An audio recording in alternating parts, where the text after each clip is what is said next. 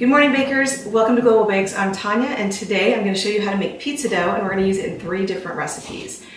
I am going to show you how to make this recipe without a stand mixer because I know a lot of people don't have it. It takes a couple of minutes longer. If you do want to do it in a stand mixer, you'll just need it in a stand mixer for about 6 minutes. If you do it by hand, it's going to take you 8 or maybe 9. So what we're going to start with is I have 2.5 cups of room temperature water, and I'm going to add about 50 grams of sugar. This is an optional ingredient. You don't have to use sugar, but it does feed your dough a little bit. It feeds your yeast, and it kind of gives it just a little bit of sweetness. It also helps with the browning when it's in the oven. So 50 grams of granulated sugar is 1/4 cup. So I just add that in there. I'm going to use my Danish dough whisk. If you don't have one of these, just use whatever you've got. I'm just going to stir that in just to kind of soften up the sugar, dissolve it just a little bit. And this recipe is calling for instant yeast. I've got 2 different kinds, and you might have one, you might have both. One is active yeast. Active yeast has a coating on the outside of the granules of yeast, which you do have to prove in water.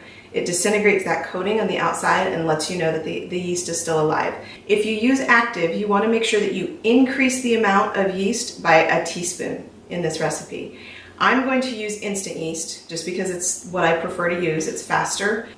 I'm going to use 2.5 teaspoons of this. If you do have active yeast and you want to use that, go with 3.5 teaspoons and make sure you prove it in your water. Now I am going to put my yeast in the water and sugar. Even though I don't need to proof instant yeast, I do this just to kind of get it softened up. There's 2 teaspoons. And there's 1/2.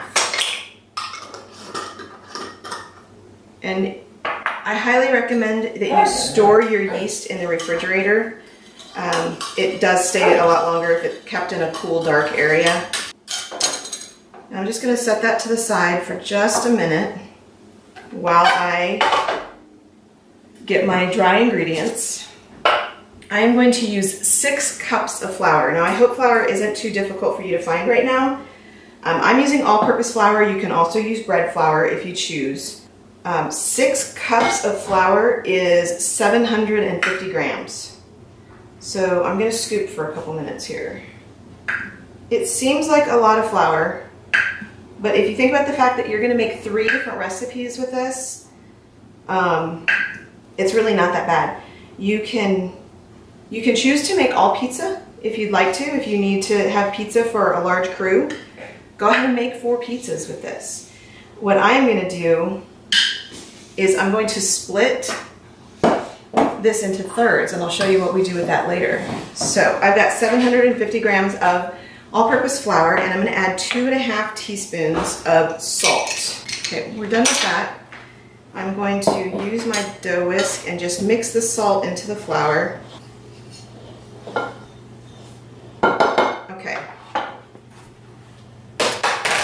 Now I'm going to take my yeast mixture. Now if you use active dry yeast, you should see some frothing, and even with instant yeast, you'll see a little bit of a frothiness on this.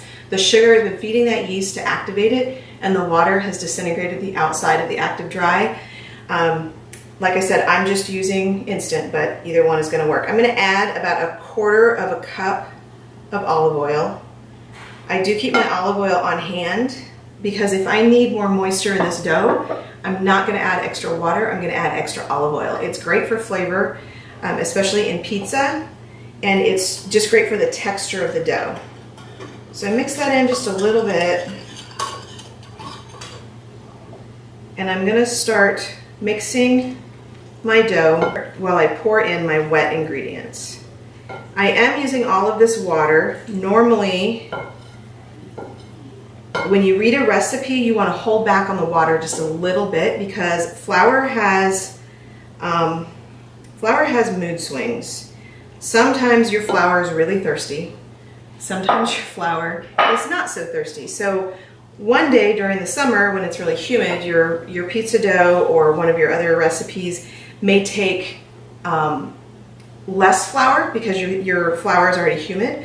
When it's really dry, you might have to use a little bit more. So I usually hold back on the water a little bit, the last 1/4 cup or so, and just add as needed. Now, if you find that it's too wet, you can add just a little bit more flour. If you find that it's too dry, like I said, I'm not adding extra water, I will add extra olive oil. I am mixing this up really well in my bowl until I get kind of a shaggy dough. I'll turn this here so you can kind of see what I'm doing. Now I'm going to get a little bit more flour. And now we're going to get our therapeutic arm workout going. Dump out all of your dough. You can hear my dogs. Sorry about that. So I've got a little bit of flour from here. I'm going to sprinkle it on top of the dough. Now, like I said, keep your olive oil close at hand. I'm going to pour just a little oil on my hands. Get it right in there, in between your fingers and everything. And now I'm going to start kneading. That olive oil is going to keep it from sticking to your hands. If you do need more of something to keep it from sticking to the counter, go ahead and sprinkle olive oil on the counter as well.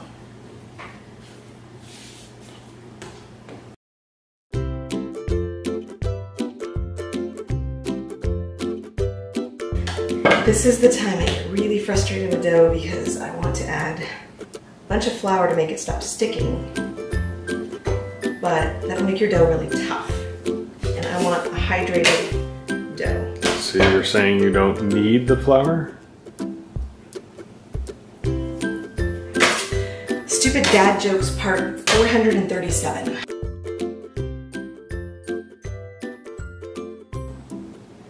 You could season the dough. You could put some garlic in there. You could put some oregano, Italian seasoning, depending on how you want to use this. Now, like I said, we're going to make 3 different recipes with this dough. We're going to make cinnamon nuts. We are going to make pretzel bites, and we're going to make a pizza. So I'm not going to flavor the dough just because it wouldn't go with all 3 of those things. But you could season it as you got to each one of the different recipes if you wanted to. I'm just going to keep working this guy until it stops sticking to the counter. It can be frustrating. You can feel like it's just never going to come together. But then magically, it does. You can really see the difference. Like, yeah. When you're showing the gluten, it just stops sticking as much. So you can see the more gluten that's built up, the less it sticks to your hands. It's not sticking to me anymore, and it's not sticking to the countertop anymore because that gluten structure has built up so strong inside that it's sticking to itself instead of everything around it. I love to play with dough. It's like grown-ups Play-Doh. Kids Play-Doh. I taught this recipe to a bunch of 6th, 7th, and 8th graders not too long ago. And they were so surprised at how easy it is to make pizza dough. And they were super excited to get to throw it in the air. Although I'll show you my technique later. But they loved making their own pizza. So I think this is a great activity for kids. Okay, so we've got the dough to where it's got a nice, smooth, shiny surface. It's not sticking to itself, it's not sticking to me, so I've got enough gluten built up in there. I've been kneading for about 7 minutes. So I'm just gonna take, I'm not even gonna wash it, I'm gonna take the bowl that we mixed everything up in. You can use cooking spray, I just drizzle in some olive oil. Spread that around to coat the bottom and the sides. And then you take your ball of dough, put it in there so the top gets coated with oil, and then flip it over. And now I'm going to cover it. I'm just going to leave it to sit until it's doubled in size, about an hour, depending on the temperature in your kitchen.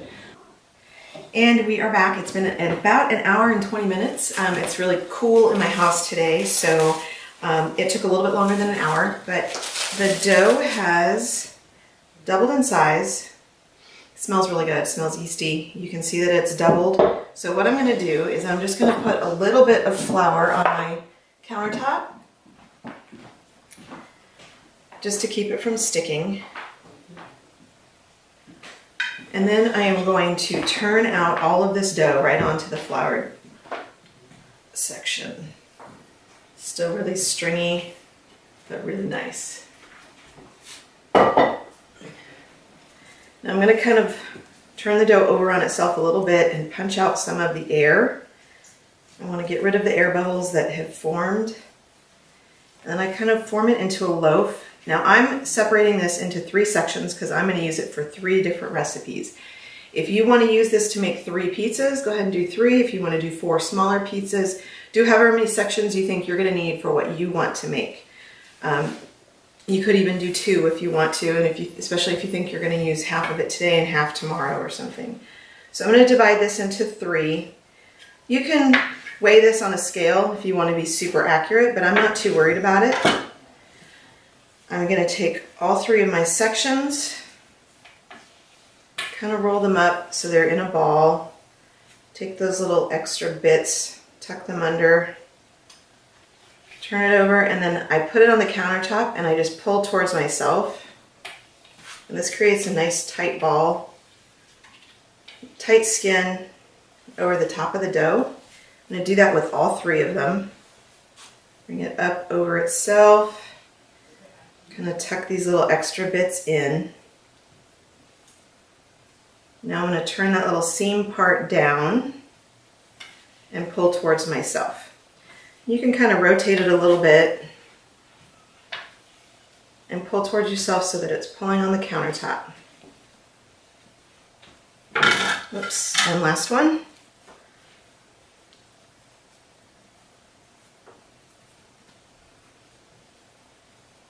Okay, turn it over, pull towards yourself, rotate it a little bit.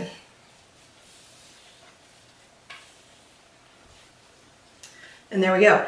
Now you can store these if you think you're going to use all of them soon. You can store them all together.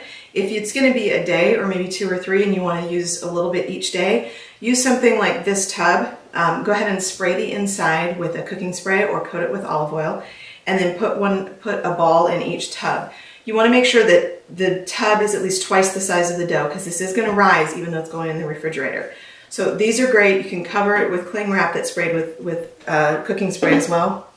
What I'm going to do is I'm going to put all 3 of them on here because I might just use all of this pizza dough at the same time. I'm going to put each one in a different kind of segment on this sheet, this baking sheet. And then I'm going to just repurpose my cellophane from earlier because I don't want to waste any.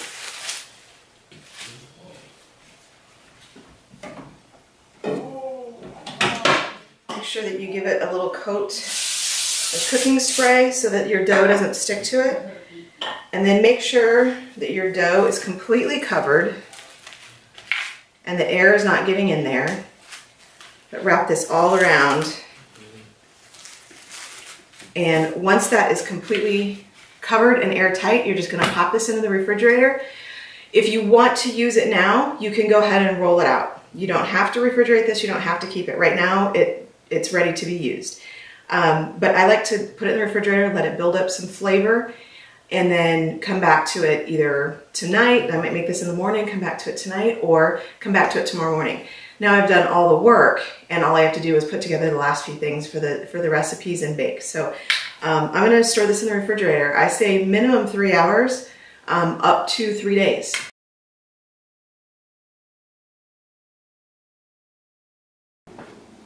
So our dough has been in the refrigerator for about 8 hours. You can see that it's grown quite a bit. I did take it out about 30 minutes ago and let it come to room temperature. Now, if you're going to use all 3 of them, go ahead and take them out and let them come to room temperature to use them. If you're only going to use 1 today, then keep the other 2 in the refrigerator and just pull the 1 out and bring it to room temperature. So first I'm going to lightly flour my countertop here. I'm not going to add too much. I am going to show you a trick for getting into the oven, but I'm going to start it here just to get it a little bit flattened out. Now I don't want to get rid of too many of the bubbles. I don't want to overwork this dough at all. I'm not going to throw it in the air. I'm not going to punch it. I'm just going to very gently, you can see these big beautiful air bubbles, and I'm not going to pop them. I'm just gonna gently start to move this dough out. Oh, it popped on its own. Now, if it's still a little bit cold, not completely room temperature, it may resist your work a little bit, but that's okay. It's gonna start to comply here soon. You can see I'm pushing from the insides out, and while I'm doing that, I'm kind of creating that border, that crust around the outside. Now stretch that dough just a bit. I've got a border so that I will have a crust. Now I'm going to use a piece of baking parchment, and I've already got a stone in my oven, and the oven is preheated to 500 degrees. If you don't have a stone, that's okay. You can just go ahead and do this, build the pizza right on a baking sheet and then put that in the oven. I like to use a stone because it gives the bottom a real nice crust and makes it really crisp. So I'm going to sprinkle some corn flour, or cornmeal, sorry, onto my parchment paper. I like to do that for the texture and also for just a little bit of crunch. Now, without damaging the air bubbles, to stretch out my dough, I kind of do this driving technique. I look like I'm driving a car, spinning the steering wheel around. You can do this in any direction you want. Now, one thing I tell people when they make pizza is it doesn't have to be a perfect circle. Nobody cares if it's a perfect circle. And it's not going to taste any worse if it's a little bit oblong or if you make it square, whatever you choose to do. So I just stretch it out a bit till it's almost the size that I want. Sometimes I don't even leave a crust around the edge, the rim, but it really depends on what you like. You can leave this thicker if you want a thick crust. You can get it really thin if you want a thinner crust. So I'm just going to go ahead and lay it right onto my parchment paper on top of that cornmeal. Stretch it out just a tiny bit. Keep it moving. If it does start to resist you, if it starts to really pull back in on itself, what you can do is just leave it alone for about 10 minutes. It just needs a rest. You've activated the gluten by playing with it and working with it. So just leave it alone, let it sit right where it's at, and then come back to it when you're ready. And this is 1/3 of the dough that we made in the beginning of the video. So it's made about a 12-inch thick crust pizza. If you really want to stretch this out and make it bigger, you could make a 9x13 rectangle, or you could continue to stretch this and get maybe up to a 16-inch round if you really wanted to. Then I'm going to add some sauce. You do want to stay light on the sauce. A lot of people tend to overload the sauce. You really want to see the dough right through it. So that was about 3 tablespoons of sauce. And now I'm going to go really simple on this pizza. You can put whatever toppings you want. I'm just doing some basil and some fresh Parmesan. This is one of those, a ball of fresh Parmesan. I've only used about half of it, so you can easily use it to make 2 or 3 pizzas. I'm going to give this a little drizzle of olive oil before it goes into the oven. If you have any flavored olive oils, those would be fabulous on this as well. A chili oil, a garlic oil. So my trick for getting this into the oven, the reason we put it on parchment paper, which is not normal, I don't have a pizza peel, and I know a lot of people don't have pizza peels in their house. So in order to move this, I always build my pizzas on the parchment paper. You can do 3 or 4 at a time, build them up this way, and then just slide them right onto a sheet tray that doesn't have a rim, and you can get them into the oven, and then you're going to take it out of the oven the exact same way. So I'm going to go ahead and put this in, and let's see. Tucker, can you, sorry, dog in the kitchen. Tucker, move out of the way. Come on, move. Tucker, come here. All right, he's out of the way. The hazards of baking with animals. Now, what I'm going to do is open up the oven, pull that out just a little bit, and I can slide this just like I would a pizza peel onto that stone.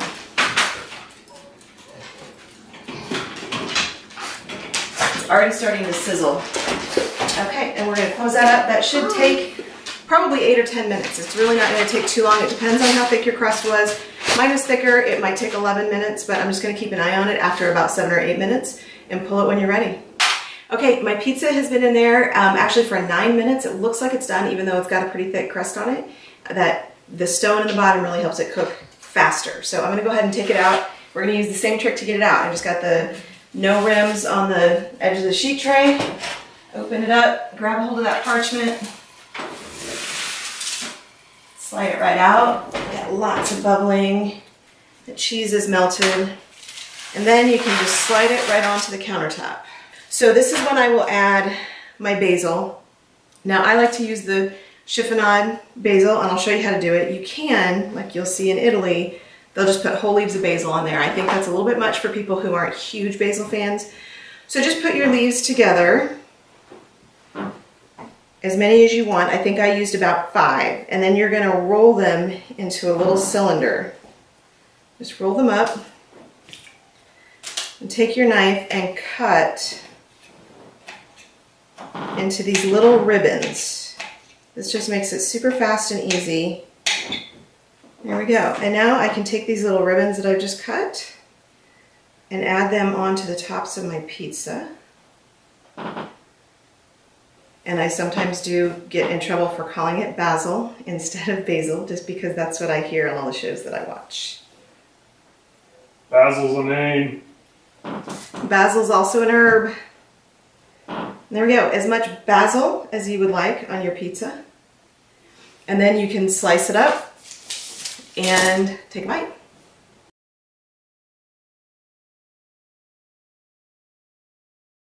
And action. My director, producer, love of my life. So I am going to start on the next recipe. The next thing that we're going to make is cinnamon knots, and this is kind of something that you see, I think, similar to this in desserts when you buy from pizza places. But you can make your own using the exact same dough that you used for your pizza, and it's super easy. All you need is the pizza dough, some cinnamon sugar, and some butter, and then you're going to put some flour down on the countertop. So it's not wanting to come out. So we are going to lightly flour our countertop. And then we're going to get one more piece of dough. Now I'm actually going to use a rolling pin for this. Got my rolling pin, forgot it at first. Okay, put just a little flour on your rolling pin. A little on the top of the dough. And this doesn't have to be exact. Now this is one time we are going to pop out all those air bubbles. And make sure your dough's not sticking too much. You can move it a little bit. Roll it out to a rectangle. This does not have to be exact. Just make sure that you get it to about 1/4 inch thick. Okay, so I am going to take whatever kind of a silicone or pastry brush or any kind of a brush that you have and take my melted butter. This is 2 tablespoons of melted butter. I've cooled it so that it's not going to start cooking my dough as soon as I put it on. And I'm going to put this all over the top of my dough. Okay, then I'm going to add this is about 50 grams of granulated sugar, about 1/4 cup, 2 teaspoons of cinnamon, and a dash of nutmeg. Now I'm only going to put this down the middle, and I will show you why here in just a minute. Just make a stripe right down the center. Okay, so we've got our cinnamon down the center in a stripe, and I'm going to take one side, it doesn't matter which one, just start with one side, lift it up, and you're going to fold it over so the butter is on top of that sugar. Just kind of press it down. And now you're going to take the other side, you can stretch the ends, the corners just a little bit, and do the exact same thing. Just fold it right over and flatten it down. That butter is going to help the dough stick together. And now we've got a roll.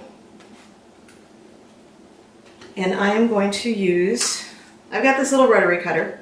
You don't have to use this, you can use a knife if you'd like to. I have this, so I might as well use it.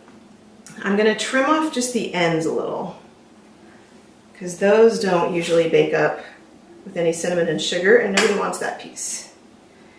And now I'm just going to cut these into strips that are about 1 inch.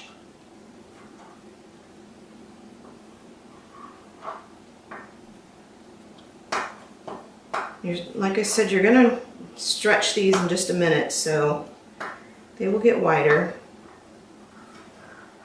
A knife may actually be easier than the rotary cutter because this is kind of thick. You can get right through it. Scraper. I'll use a bench scraper. My husband wants me to use a bench scraper.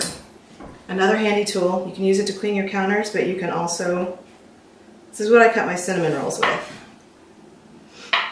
He's feeling pretty good about himself right now. All right, I think I've taught him a lot. Okay, so now I'm gonna take these little twists. I'm gonna stretch them a bit, just stretch them out, pull them, and then twist. Give them a nice little twist. They are gonna resist a little bit if they're still cold or if that gluten is really built up. But just go ahead and stretch them, and then you're gonna tie a knot. Just tie these things in a knot, make a circle. Make sure that piece that you pull through the center goes underneath, and then this other piece that's hanging out, put that underneath as well. So now you have this cute little knot. These are gonna grow in the oven, but you can put them pretty close together. If they're touching when they come out, not a big deal. So now I'm gonna wrap this around my fingers, tie a knot, and make sure that both of my ends are underneath.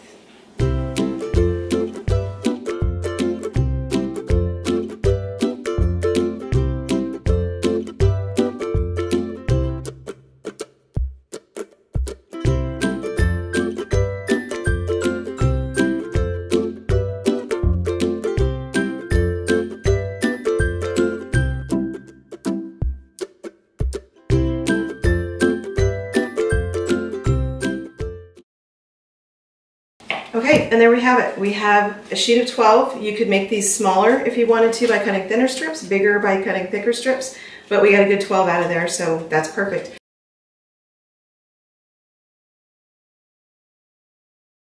So our cinnamon twists are just about done. They've actually been in for about 15 minutes.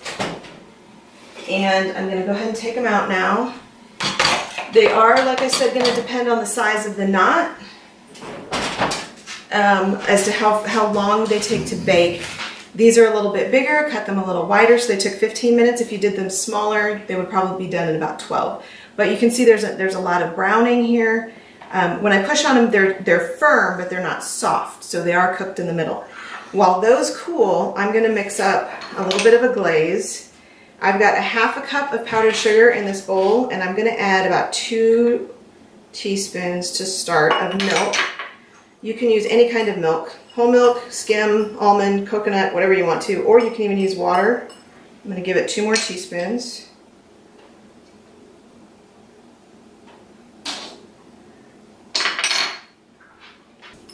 Okay, so you can see that consistency. Now, you can either drizzle this directly on to the rolls, or you can just leave it in a bowl and serve it on the side. If your family's big on glaze, double the recipe. Double the recipe. My husband is helping me with videos today, which is new. It's different. A lot of comments from the peanut gallery over there, but I guess since he's the one that eats most of it, his comments should be welcome, right? There we have our second recipe using our pizza dough. Cinnamon twisted knots with a nice glaze. So, bon appetit. So, we are on to our third recipe using our pizza dough. We made the dough once, and now we're getting the third recipe out of it, the third treat. So I'm going to use the third piece of dough that we've got here, and I'm going to go ahead and bake on this pan. I've got a Silpat mat in here, so I've got a pan ready with the Silpat. It's already greasy a little bit because we greased it when we put the dough away. I'm going to lightly flour my countertop, keep a little flour off to the side. And what I'm actually going to do, I'm going to take this dough ball and I'm going to cut it. This is probably going to give me about 4, so I'm just going to cut this right away into 4ths. Not 4 pretzels, but 4 batches. So I've got those into 4. Now I'm going to take one of the pieces and I'm going to kind of roll it out into a long tube. Now I've got kind of a tube there. I'm going to take my handy dandy bench scraper and I'm going to cut this This one is probably going to give me about 8 bites, so I'm going to cut it in the middle, cut each one in the middle, and then cut each one of those in the middle. And now I've got 8 bites.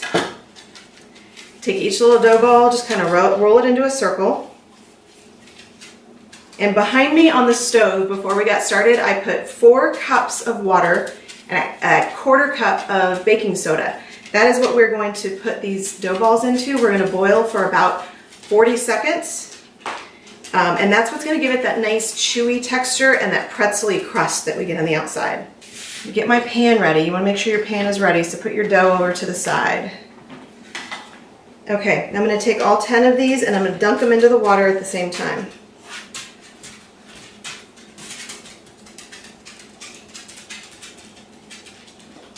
And I kind of start counting 40 seconds or so when I put the last one in. I'm going to grab a spoon, a slotted spoon, so that it will strain out. And my pan, you can move them around a little bit, make sure the tops are getting wet as well. So they will puff up just a bit when they're in this water, and you can see they get kind of a glossy finish and just a little puffy. They're not really going to poof too much. Go ahead and take them out and put them on your tray.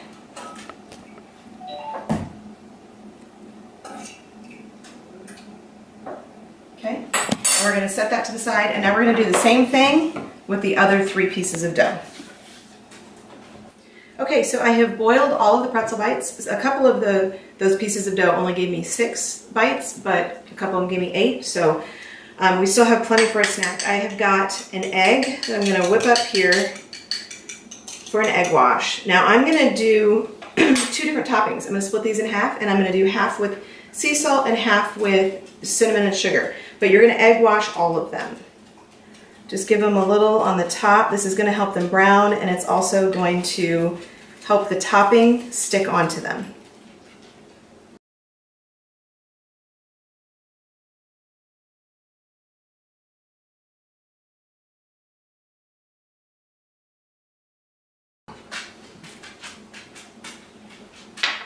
Okay, egg wash is done. I'm going to use some sea salt. This is a really big flaky salt, and I'm going to put that liberally on top of a bunch of these pretzels.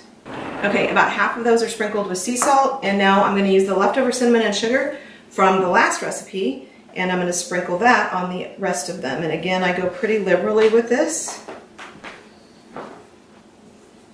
Okay, so I've got my oven behind me heated up to 425 degrees. I'm going to put these in. They'll probably take about 16 to 18 minutes, but keep an eye on them because your oven is probably different than mine.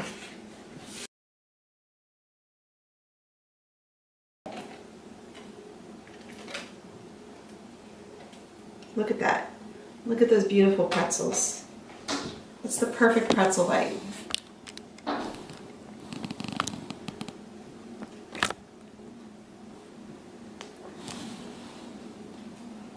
And there we have our 3 recipes with 1 pizza dough. Do the work once. You can keep the dough in your refrigerator for up to 3 days. You can choose to make one thing every day, or you can use it all at once. So let me know in the comments below what you make with this pizza dough, what recipes you come up with.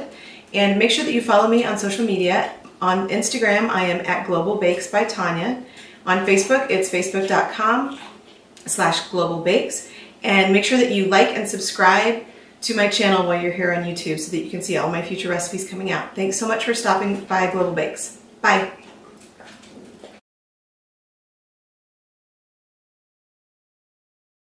Okay. Wow, wow, wow, wow. You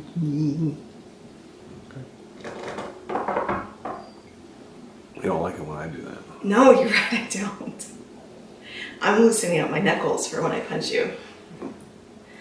Okay, does that go on the blooper reel? No, it doesn't go on the blooper reel. Okay, I'm ready to go. Go. And action. Every time. Every time.